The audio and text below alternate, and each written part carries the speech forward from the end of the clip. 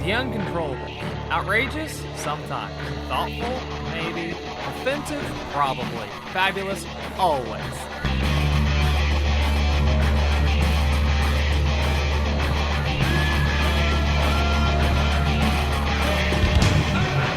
All right, welcome to episode 21 of The Uncontrollables. We did not have any super fantastical guests for you this week. Nope. We have a special co-host with us. We have Gina Martinez. Hello, folks. She is she's a contributor on We Are Libertarians podcast, and she has her own awesome little ditty, Storytime with Gina. Yep. And how do you listen to that? Because it's not actually on anything other than the WAM network. I have it on my iPhone podcast thingy app. I don't know. Chris Spangle got it for me. iTunes. Probably. It's on FeedBurner. It says podcasts. See it there? Yeah, that's an like an RSS feed. Okay, for your so podcast. yes. So it's on iTunes. Okay, so it's on iTunes. Yes. Storytime with Gina on iTunes. There you go. Gina, how do you spell that? GENA. All righty. So episode 21. Yeah, I can drink now. We are old enough to drink on this show. Hey, grab me a beer, Emily. Actually, do we have any vodka left? Right. This show's gonna need it. We're gonna talk about something kind of serious-y. This is retarded. I don't know why. And Josh is right now having dinner with his life partner, Jennifer or Jessica Hoyt or something, Hoyt, and I probably going through some kind of midlife crisis. He is 40 years old this year. Oh my goodness. Actually, I'm probably lying on that, but. Aw. Let's see here. Ichigo is getting bigger by the day. I know everyone cares. I haven't been uploading nearly as many pictures as I should have. I've been taking pictures. I probably have, out of the 600 pictures in my album on my phone right now, about 500 of those are of Ichi. Because he's the most precious thing ever. He's adorable. Look at him. He's so black. I'm not racist because I have a black cat. God. Or is that like witches or something? Like I'm not against witches because I have a black cat. There you go. Look at him. Oh. Okay, You're not so superstitious, I suppose. no, I just keep waiting for him to turn into like some kind of like demon spawn and like run off and murder half the town. I don't know. Okay. What we're gonna talk about tonight? I have a couple subjects in my head I want to talk about. All right. Immigration and Detroit. And Yes. then we also, I guess, anything you want to run into or any kind of way we diverge off whatever the topics we have, we'll go that way. Okay.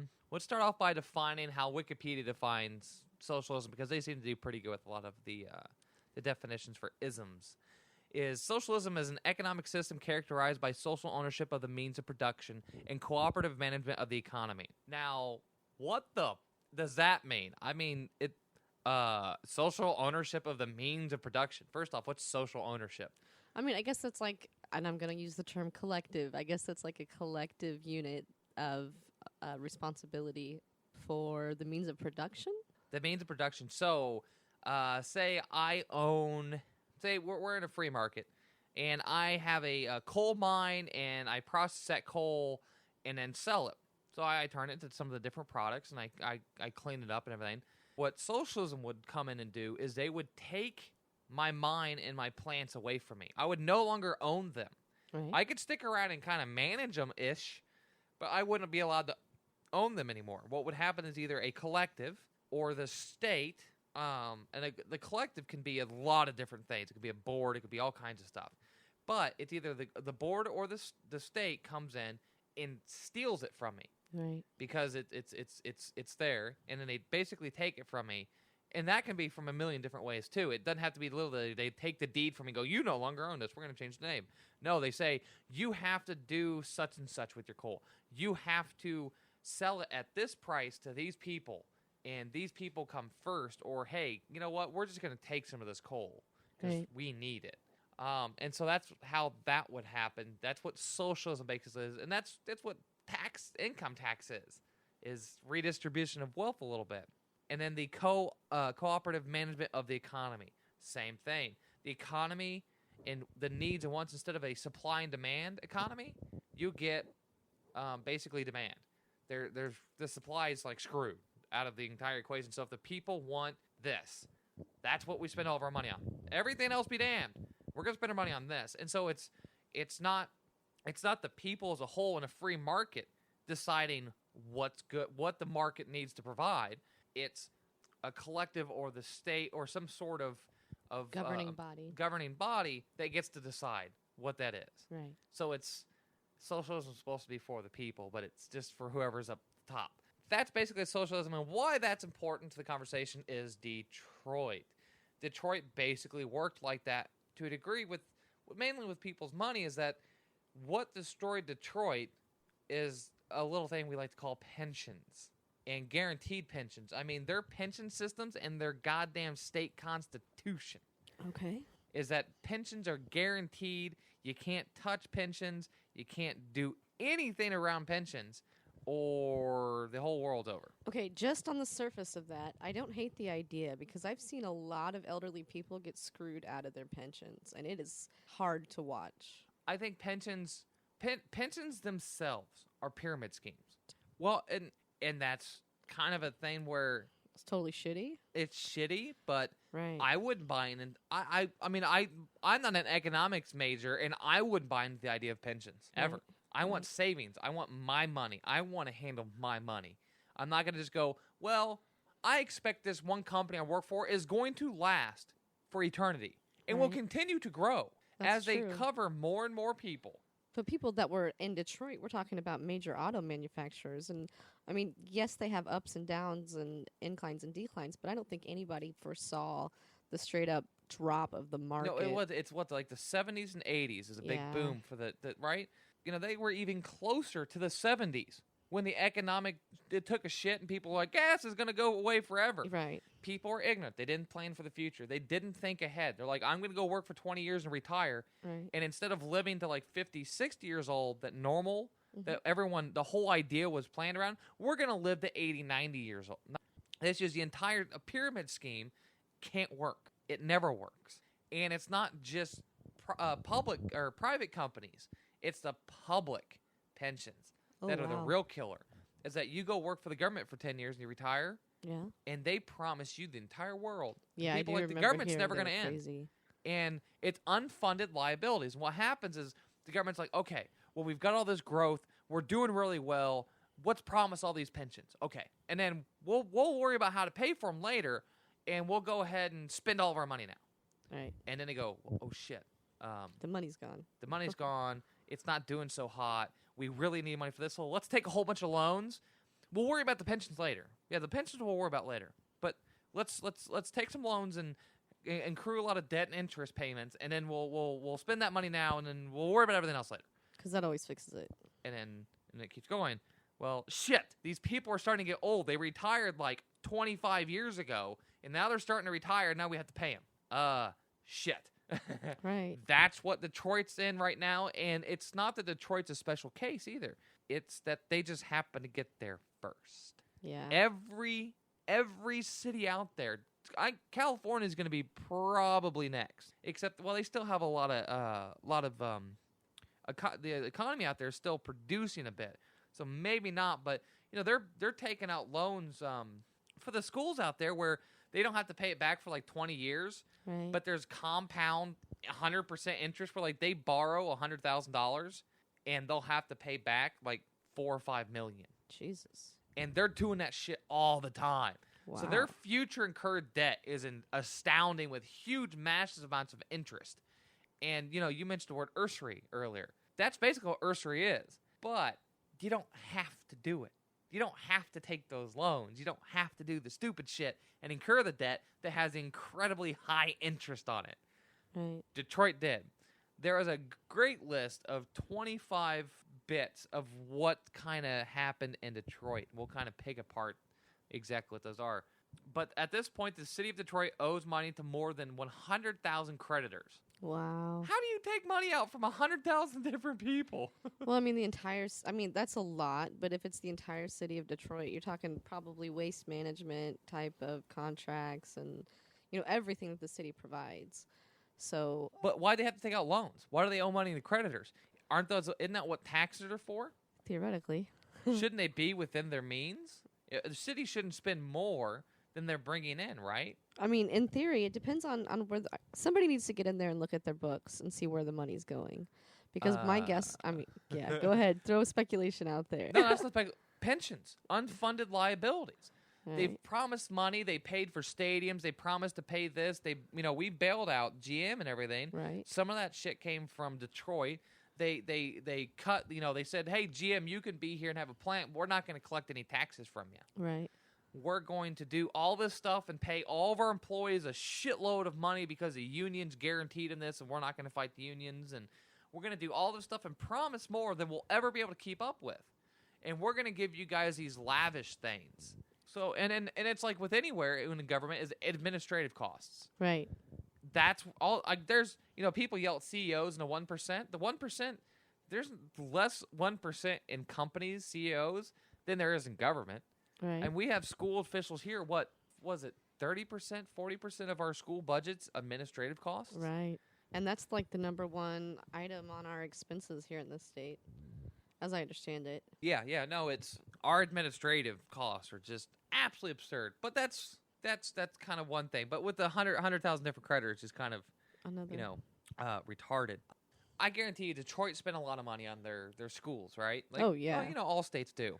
Right. What's hilarious is an astounding 47% of the residents of the city of Detroit are functionally illiterate. Wow. Half their population is functionally illiterate. Detroit is rough, though. I had a little cousin that grew up in Detroit, and he used to get held up at gunpoint for his lunch money. Well, and that's the thing, is they were pretty big on their laws and everything else, and they weren't real super friendly about, hey, everyone should carry a gun, and hey, everyone should be free to protect themselves. Right. Hell, I remember stories that even just a couple years ago, they were busting people for trying to grow gardens in their front yard. That is crazy. Live in 140 Detroit's, 1/3 of Detroit's 140 square miles is either vacant or derelict. Yeah, I believe it.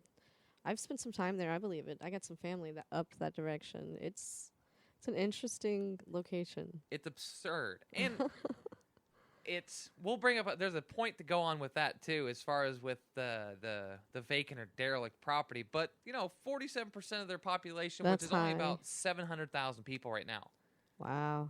It was once America's 4th largest city. Now it's like itty bitty. Oh, wow. We're I didn't huge realize compared to it Detroit. Really? Oh, yeah. I didn't realize that it declined that much. Oh, that was just over the past. They've lost a lot of population just recently. Wow. It's just been a steady just fall.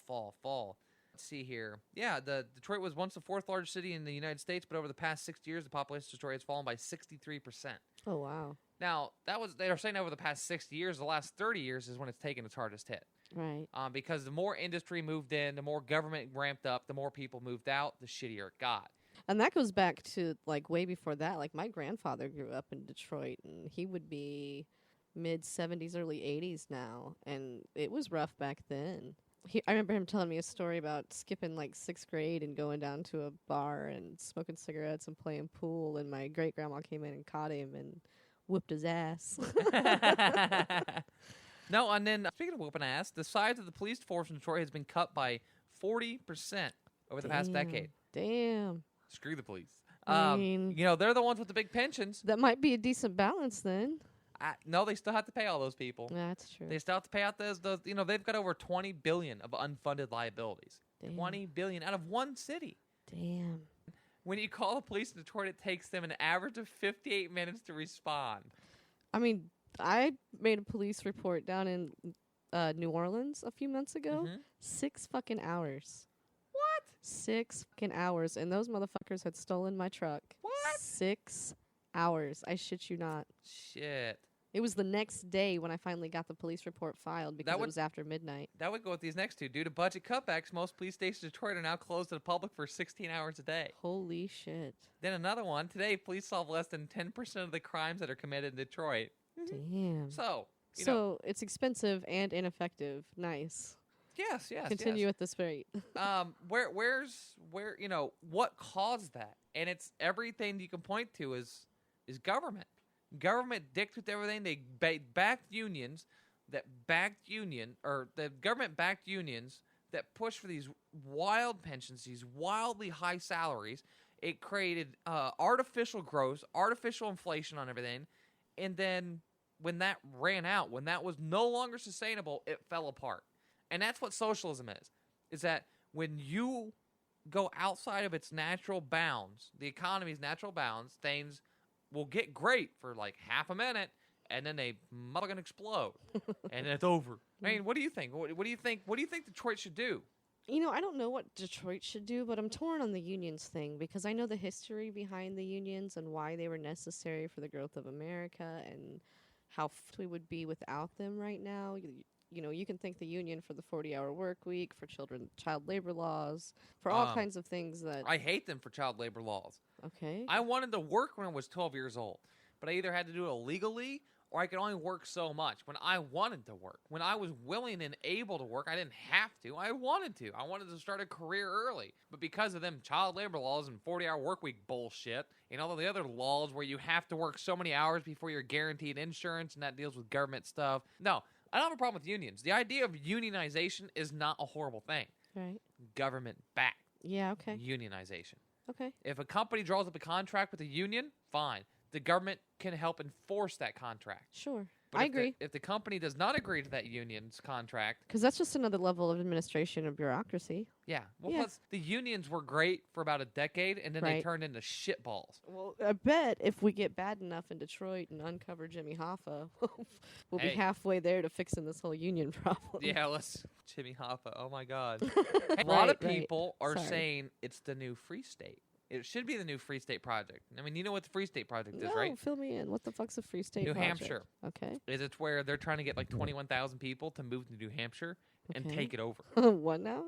There's a lot of liberty activists and a lot of people that are into the Free State Project. So everyone moved New Hampshire to one of the freer states in the Okay. country. Okay. And everyone moved to New Hampshire, and you slowly take New Hampshire over and make it freer and freer and freer. Okay. So that's the Free State Project. Just everyone centralize in one area and just take that shit over. Why are both of those places so goddamn cold? I personally would never live in New Hampshire because that's a shithole state. It's surrounded by shithole states, and I don't want to Right. live there. Detroit, on the other hand, Is Michigan. a shithole armpit. Hold on, but Michigan's a beautiful state. Yeah, there are places in Michigan that are close to gorgeous. a lot of They're just other- not named Detroit. It's good. It's close to a lot of other good places. It's Okay. surrounded by a massive body of water, has international shipping. It's Okay. close to the border of Canada, and you can grow a lot of shit there. You can't grow a goddamn thing in New Hampshire. Right. So everyone, I'm just saying those options are like shit sandwich and douchebag. Like I would rather have Indiana, but you know it's. And a lot of Indiana's- people are saying Indiana's too cold for me. I will get more warmth than I will Hold get on. cold. there's an issue though. Why? When you start decreasing the state, you no longer spray for insects because no one's okay with getting their shit sprayed for insects. Right. If they didn't spray for insects in Florida and some of the southern states, Right. you couldn't live there. Yeah, I know. You'd be eaten alive by all the ants and mosquitoes and flying bugs and everything else. You need a hard winter, it kills bugs. Yeah. You need that hard winter, and it's better for the soil and everything else. Hard winters are good. Michigan's a little hard, but it has more snow, so you can have more fun. Indiana, I don't know, man. I don't know if I could hang in Michigan. but I visited there, and I don't know if I could hang there for like regular. well, you know, it depends. If you could live in the freest place in the world. That would probably be Amsterdam, and I would totally be way more Oh down. no, Amsterdam has crazy government issues. Oh yeah. But Don't burst my bubble. on Fuck, social Maya. stuff, they're pretty good. But they also enforce social justice. Okay. I think saying- I'm okay with that. Well, okay, maybe we'll get into that here in a minute too, because we'll be talking about immigration, and we'll really get Alright. into that. But Detroit there's all this super cheap property everywhere. It's stupid cheap. There's nobody there. There's Right. only 700,000 people there. Only half of them are literate, and Okay. the other half probably don't vote. You could move into Detroit. You get 15,000 people up there. You just took over the goddamn city. Alright. You could vote in anarchists and quote unquote anarchists. Like literally, anarchists running for office. People think it's a joke. You're a placeholder. What you do as an anarchist when you run for office, you don't vote on anything. You don't vote. You don't do anything. You hold the seat so no one else can have it. That's the idea of running for office as an anarchist. Well, that works for one term, though. Not if you take over the city and there's a whole bunch of anarchists. Well, I guess. But you can move up there and there's all this land, all this stuff, you know, there's quite a few dead spaces because the government up there allowed all these nasty plants and stuff to dump hazardous waste sites. There's like 70 or 80 deadly Well, hazardous what about waste if sites. instead of not voting at all, someone in that position voted no for everything? It depends on the anarchist. Some people are okay with voting no for everything, but you're still voting. So it's a tricky situation. I don't get into that crap. Okay. If I ran for office, I would just be doing it for the monies and the lulls, and then I'd get up there and if I won, I would literally just sit there and I'd just cause trouble. I'd troll the shit out of everybody. I wouldn't vote on anything. I'd introduce bills constantly. Abolish everything, Bill 102. Kill all the things. Yes. But with Detroit, you could hypothetically move 10 to 15,000 people there. There's a pretty good infrastructure to build off. There's plants and stuff like that. You could reasonably, easier, move up to Detroit and take it over. And you think if you started changing parts of Detroit, and it's not through necessarily gentrification, but kind of, go in there, and then you have all this. There's a lot of farming community and small townishness in Michigan, especially around Detroit, because people want kind of small towny stuff outside of Detroit. So you could start pulling in all those people, and you could turn it around, not with more government, not with anything else. There's a group of people talking about buying that pretty little island in Detroit. Okay. I don't know what it's called or whatever it is, but they're talking about buying it and making it like a gulch thing, like this super high priced. You have to like have $350,000 to buy in to live there, okay, or whatever, and that was retarded. That's not going to help anybody. But have a whole bunch of free stater like people, anarchists, libertarians, everybody move up there and turn it into their own little utopia. Right? Would you move up there? If there's 20,000 like people like me people like me and Chris and you up there, would you move there? 20,000 people in one city. Could you imagine?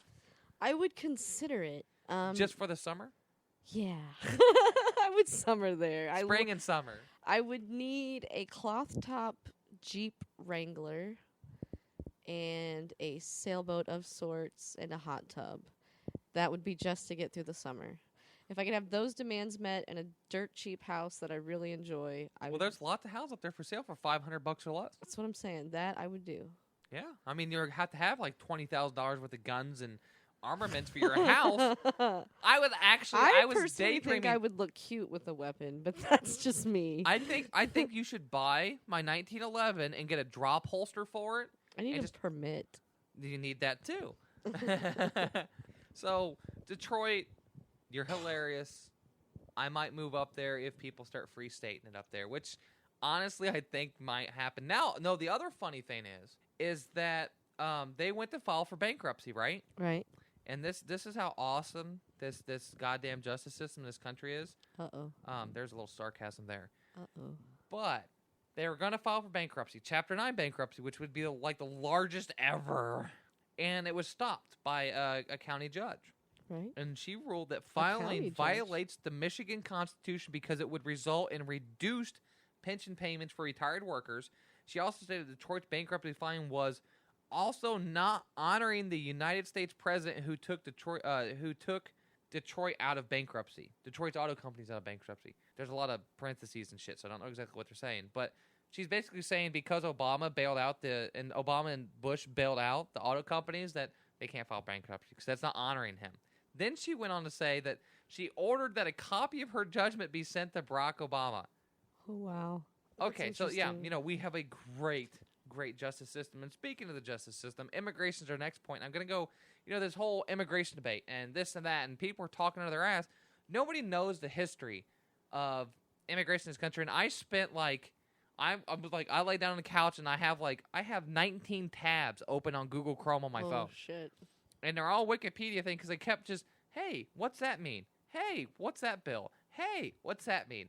And it just kept taking me deeper and deeper and deeper down the rabbit hole. So we'll get into that here next. Right beforehand, though, let's give a shout-out to Papa Roo. He's got an awesome Cajun restaurant on 10th and Post.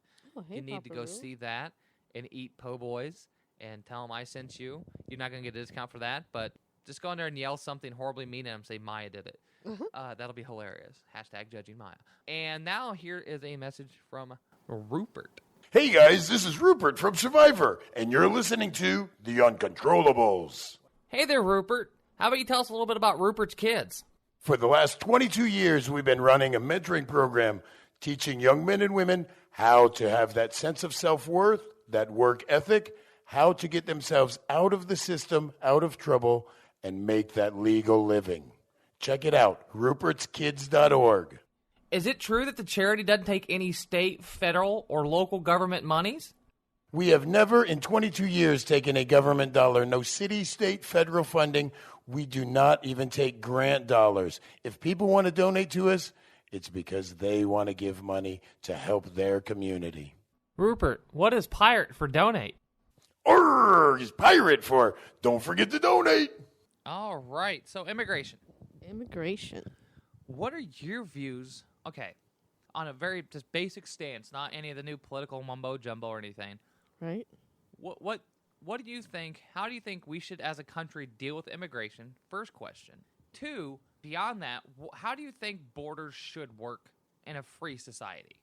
In a free society? Say if things were set up a little bit differently, should we have border restrictions, things like that? But for now, with our current system, what do you think we should do about immigration?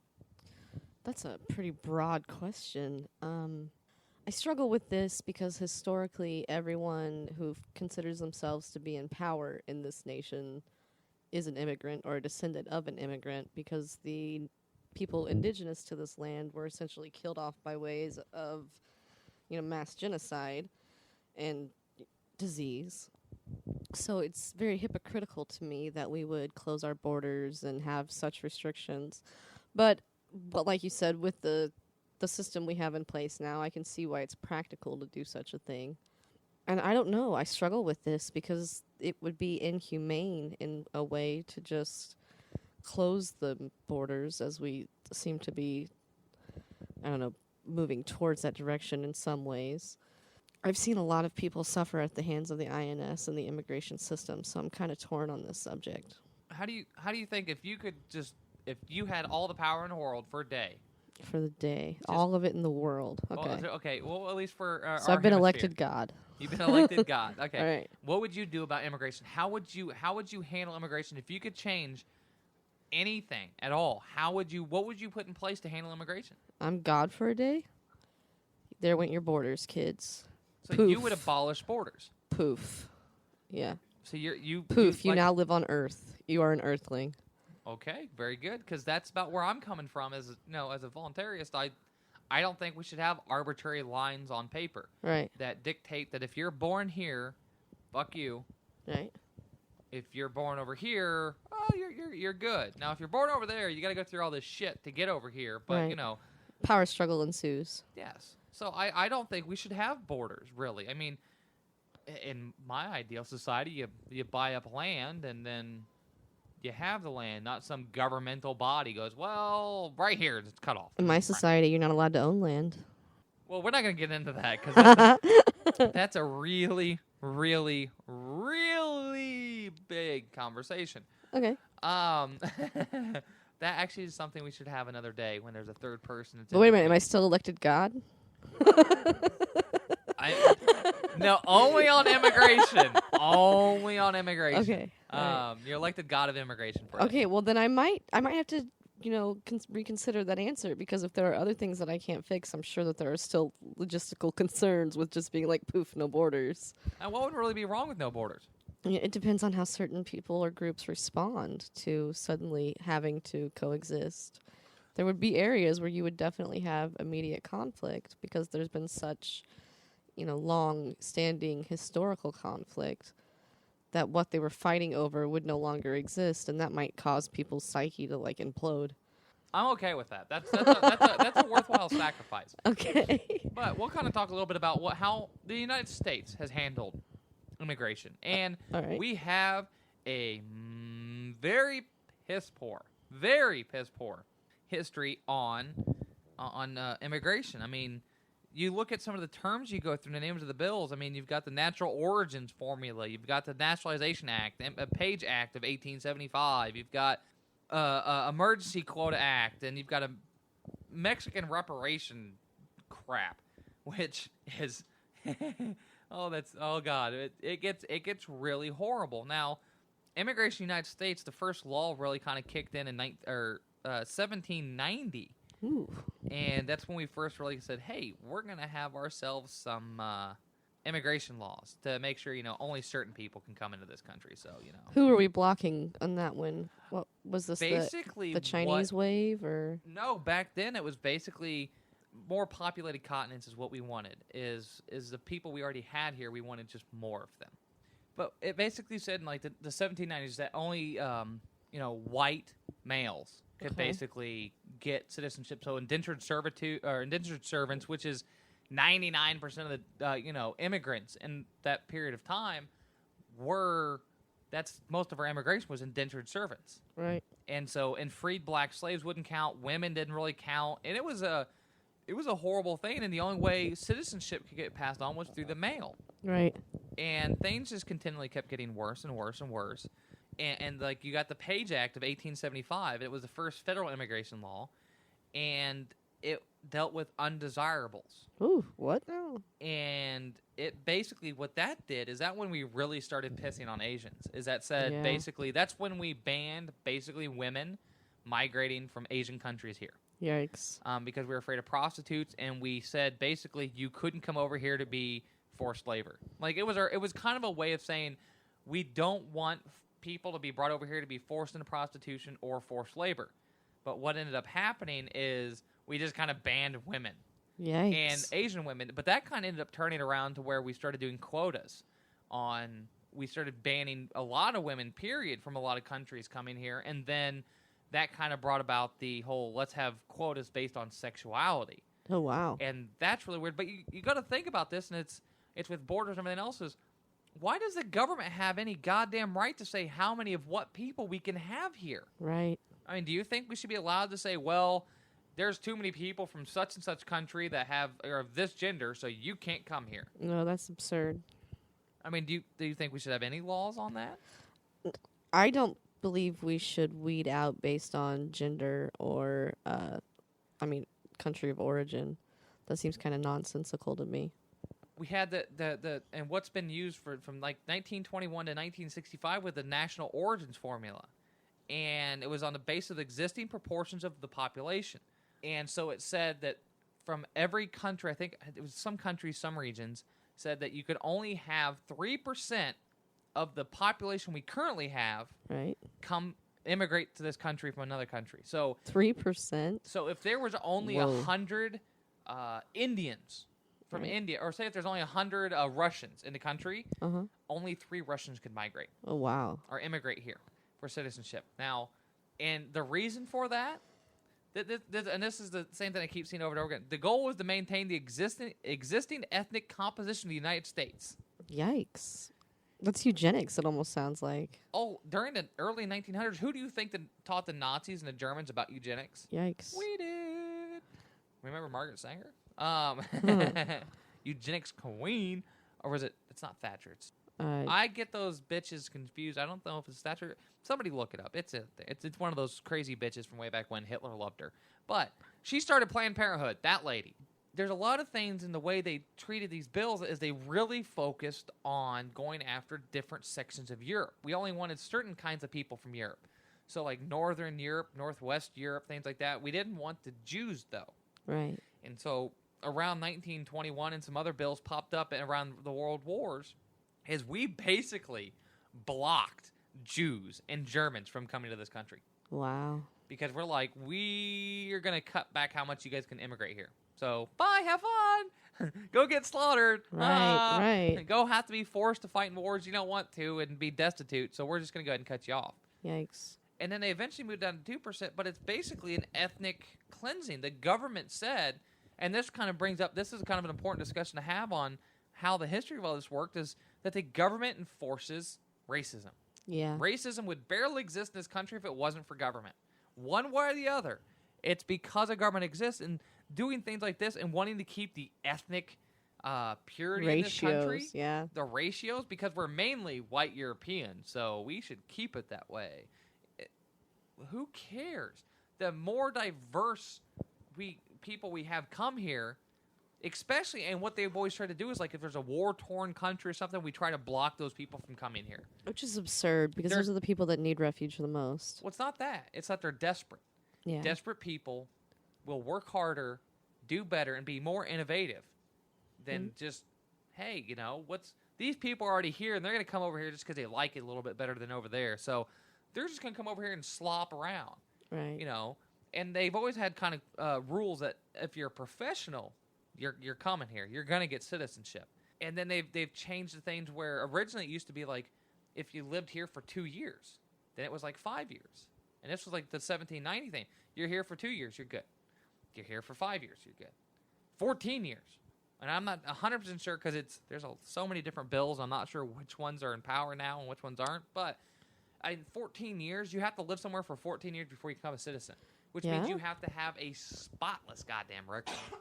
It's like, no, I believe it's still similar to that, or at least you have a stronger foundation to stand on when you go to an INS hearing if you've been here like 10 to 14 years. Yeah, and it's absolutely absurd. Now, a lot of things changed in the 50s. The 50s is when a lot of immigration shit happened. After the 50s kind of opened some things up and then closed some things off for some different people.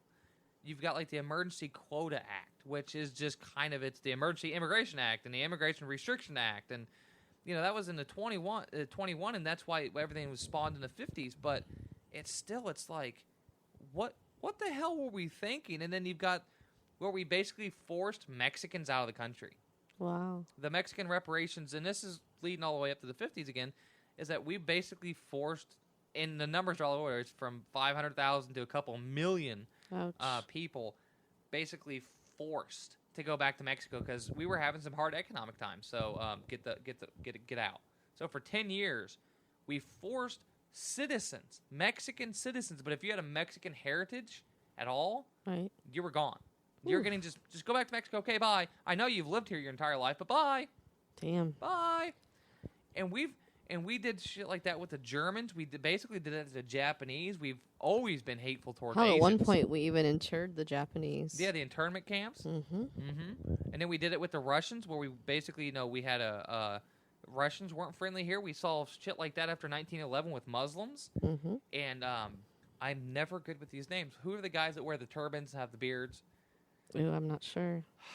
I want to say sheiks or something, but that's wrong. But, we went after Sikhs, them. maybe? Sikhs, yeah. We went after them, populations of people did, thinking they were Arabs or Muslims, and it's like, no, they're nothing like that. They just happen to wear a turban and have beards and maybe some tan skin.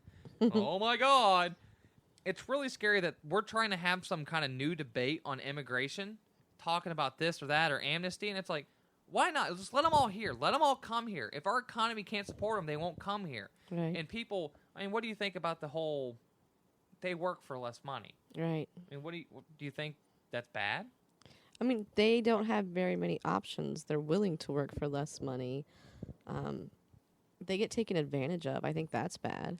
There are situations. But are they stealing jobs? No, they're taking menial tasks a lot of the times. Yes, they end up competing for jobs with lower income individuals, but the real travesty to me is situations where an employer will use something like a threat of INS to withhold paychecks. So some of them are literally doing basically the equivalent of slave labor for major corporations. Like there are some hotels in this city that will go through an employment agency. And the employment agency will not be as stringent about the background checks for maids and housekeepers and things of that nature. Right. And if the manager or supervisor knows that that person is not here with proper documentation, they will be their checks sometimes will be withheld for months. And it's dirty. And that's a symptom of government. If you didn't have the INS to threaten them with, right, you couldn't do that. Right. And it's so absurd that the people can't freely move around this country, and they've even made it to where it's hard to leave the country now. Yeah. And you can't. You absolutely can't without a passport. You used to be able to go to the Bahamas. You could go to Mexico. You could go to Canada. All of these places without a passport. Now it's not an option. We can't go to Cuba. Mm-mm. I'd love to go to Cuba. I'd love to go down there and spend my money to those people because I kind of feel sorry for them. You're trapped on an island I mean, there's some people sequestered from the world. you can get away some other places. You can get some support from other places, but you're trapped on an island that was partnered up with the Russians, and they were going to basically use you as like a missile launching site. You're kind of screwed, and I kind of feel bad for those people. Mexicans, not so much. Well, they got screwed too. I mean, I think they're running away from a problem more Right. so than anything. That they should just, if every illegal immigrant that's here right? left right now, probably anywhere between 15 and 45 million illegal immigrants we have in this country. If they all turn around, no, they all went to their local pawn shop, bought a gun, and then marched straight back to Mexico and tore apart the drug cartels and there's nothing the U.S. government calls drug cartels, which has ruined Mexico. Right. But if they went back there and took back their country, that's a very beautiful country. It has many, many natural resources. Yeah. So between the tourism that they could have, the natural resources, lots of oil, lots of minerals. They're great for shipping wise because they're Central America, so they're the link between.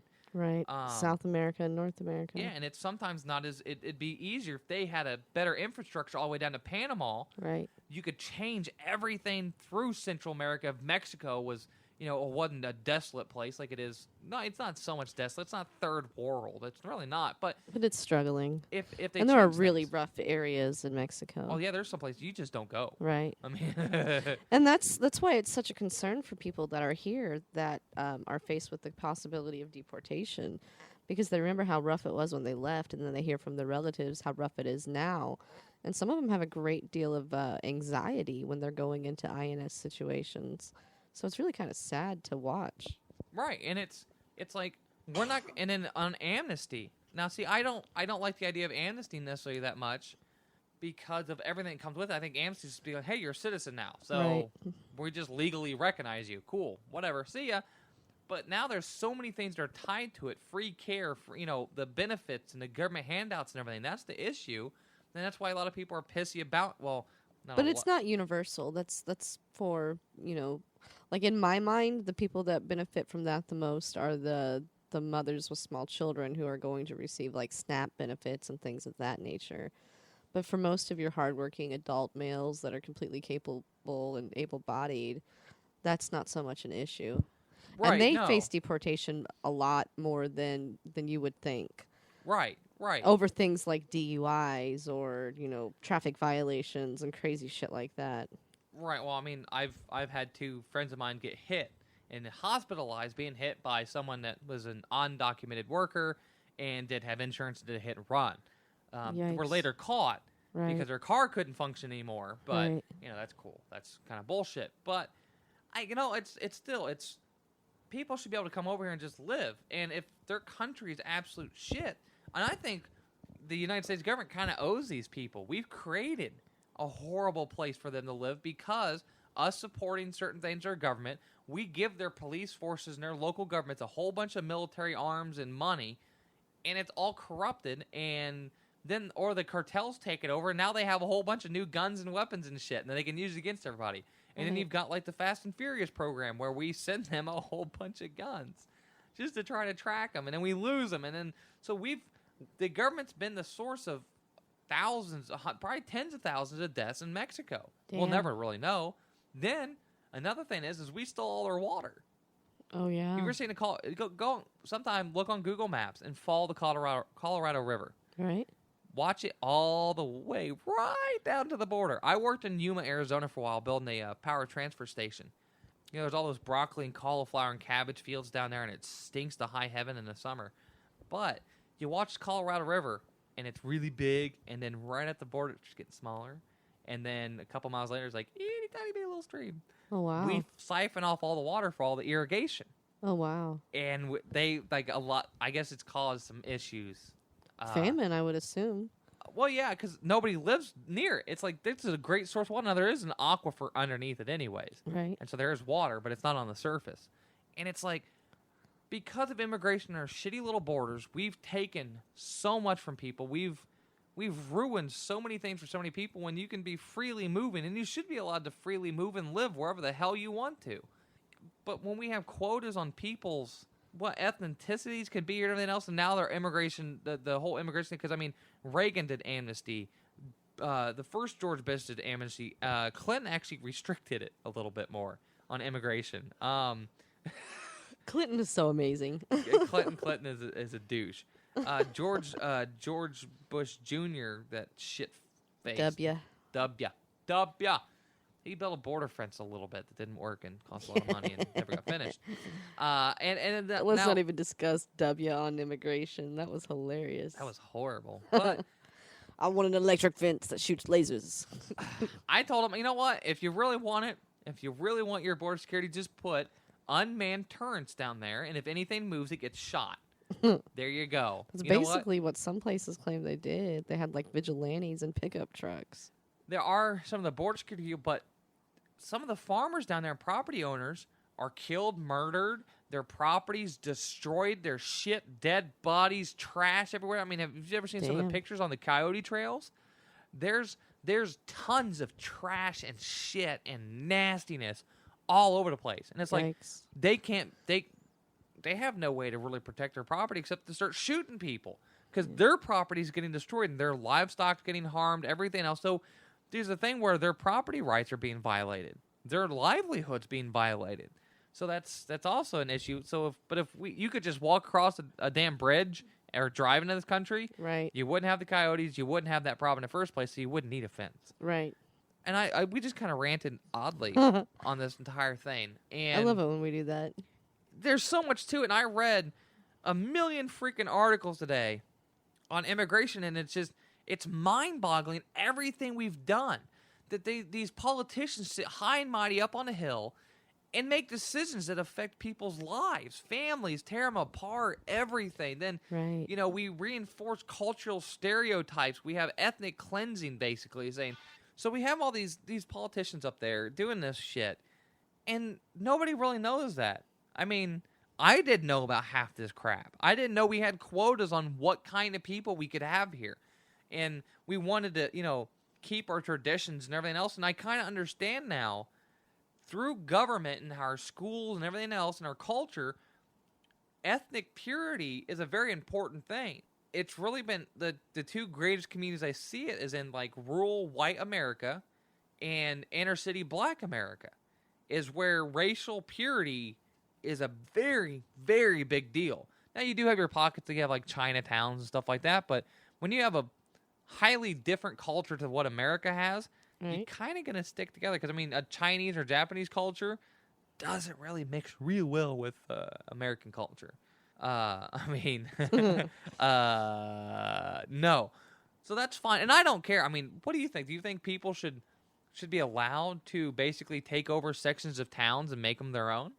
I personally have always loved Chinatowns and Little Japans or Little Tokyos. Well, I'm talking about the basic idea, the premise, because you can go to Muslims, you got French, you got the Irish doing that, you got Germans doing that. I mean, do you think it's okay for people to do that, or should maybe the government should pass a new law and say, you guys got to diversify more?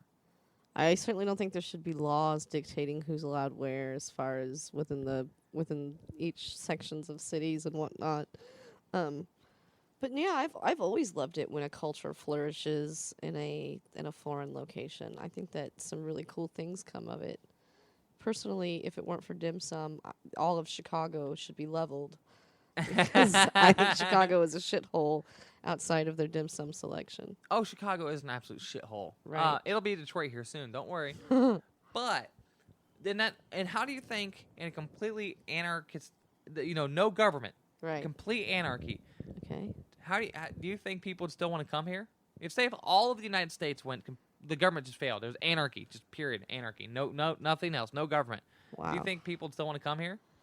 I don't know. Because you'd have to break it down to find the root of the attraction to America. I wish we would stop filling it up as much as we have been. You can thank the government for that. Well, yeah. I can literally But you can also think, corporatism for that. Corporatism is a symptom of government.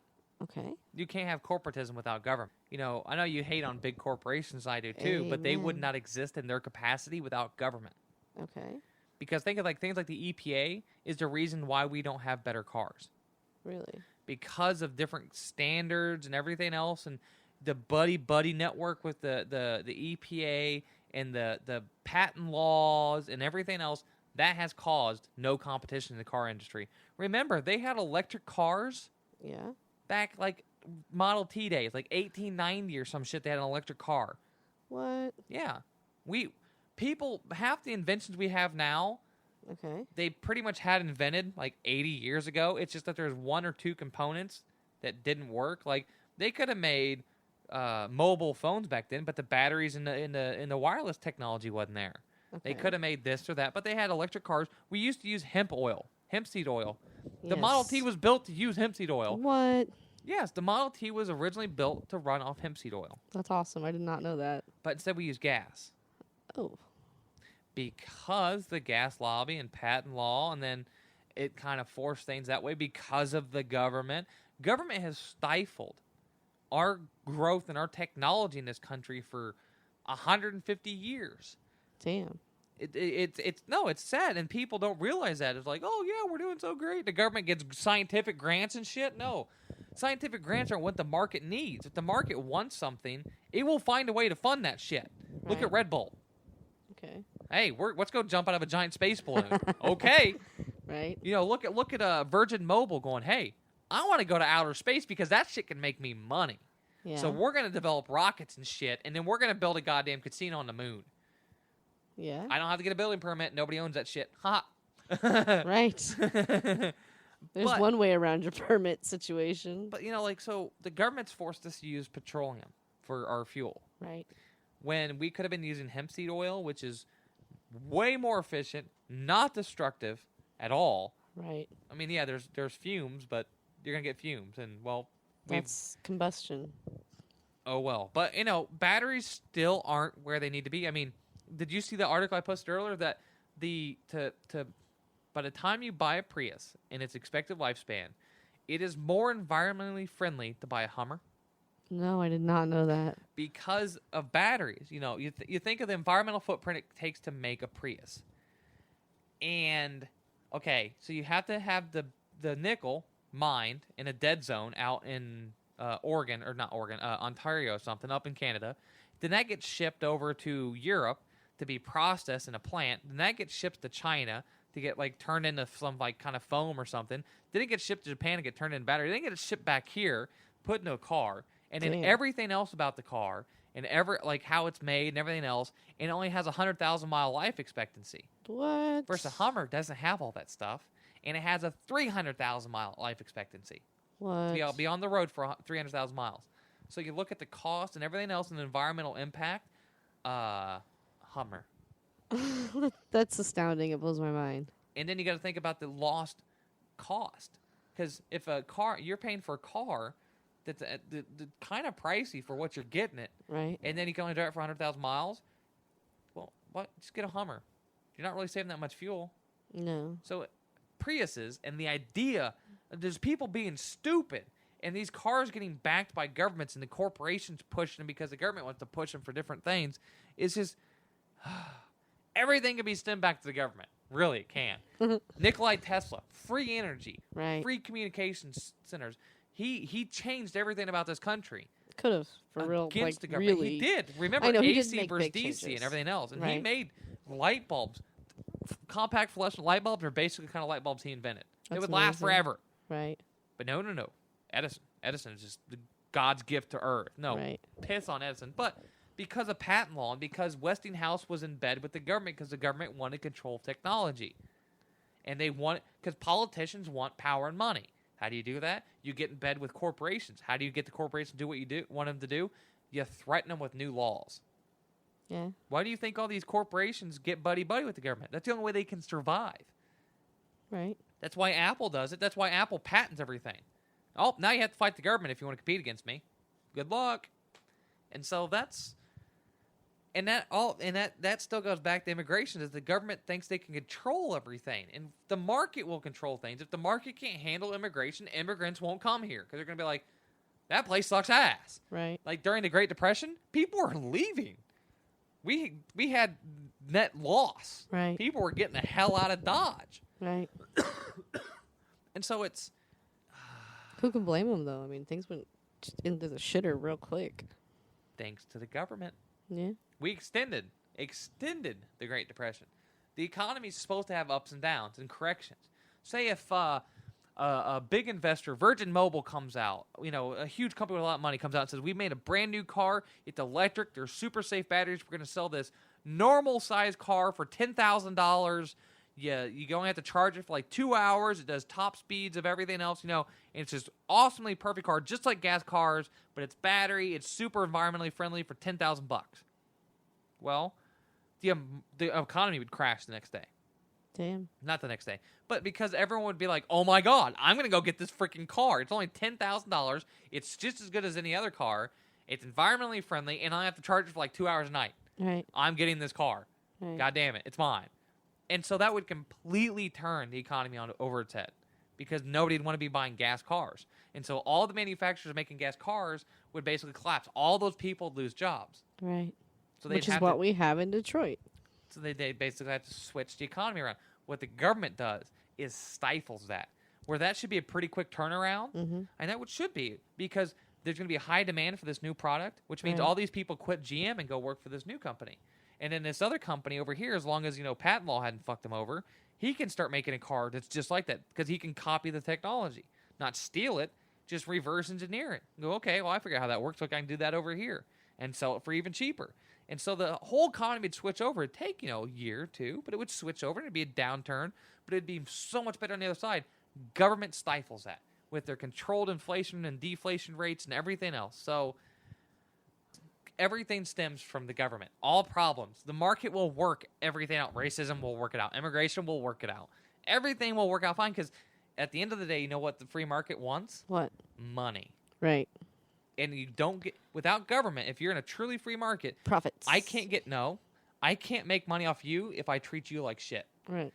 I can't get good if in a free market there's more jobs and it's easier to go into business for yourself and work with people and compete because you don't have the government in your way. So I can't treat my employees bad because they're going to go across the street and work for my competition. Right. So I have to the better I treat. Unless you train them to have a sense of loyalty and yada yada. Well, like Henry Ford with the Ford Motor Co. Yeah, he made sure all of his employees could afford to buy one. They didn't take his technology anywhere else. They didn't take his processes anywhere else. They stayed there because they knew they were being taken care of. Right. That's how free market works. Because there's competition. That's the thing a lot of people don't get when they hate on capitalism. First off, we don't have capitalism. I'm not talking about capitalism. It's just free market, complete voluntary markets, where I'm the owner of a company. I'm gonna take profit, and me personally, I'll probably make more than anybody else. Right. But I put the most into it. I took the most risk. But I'm gonna treat my employees better than any other person in my industry because I don't want to lose them. I've trained them. I've taught them everything else. And, I wouldn't hire educated people. I would hire high school dropouts and just high school graduates and then train them myself. Right. Because now they're trained how I want them to be for my particular product. I know it kind of sounds bad, but it's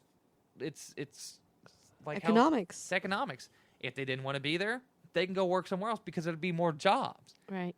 So... because there'd actually be competition because the government wouldn't be in the way. I know I can blame everything on government. Trust me, I can. Everything in the world I can blame on government. There's a bill or a law that the government at some point in time passed that screwed up an entire sector of the world, and I can blame it on government. But we're going to have to wrap that up now because I think I've over-recorded again. We've got a few minutes of lull there you can edit out. Yeah, I'll just edit out some of my ranting. So this has been episode 21. Yes. Check out Indiana Talks on Facebook. Please do. Check out the Gary Snyder Show. Check out, get on iTunes, not, the iTunes, not iPhone or anything, but iTunes, and look up Gina's Storytime with Gina. Yes, please. And also you can just go to WAL-network.com, and it's the We Are Libertarians Network.